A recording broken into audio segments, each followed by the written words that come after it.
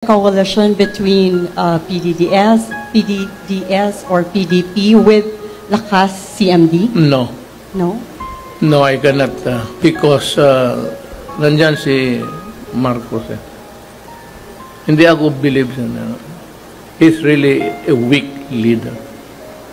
Kaya ako sabi ko, totoo yan, hindi ako naninira ng tao. Talagang weak yan.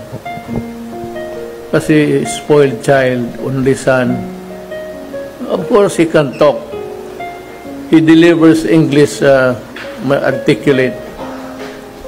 Pero ang-aral kasi kung saan-saan sa labas.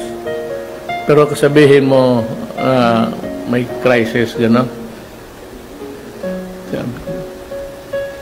He's a weak leader. At saka may bagahe siya. Noon nga yung sinasabi ko sa inyo. Totoo yan. I do not voice lies. Masisira ka. Pero bantay ka yan. Kamali ang Pilipinas na. I'm not saying mas maghusay ako. Maybe magkaroon silang maraming pera, may magpahiram, or mga loans ng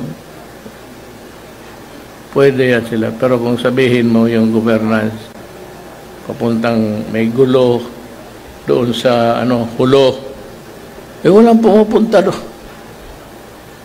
Katakot na lang yan punta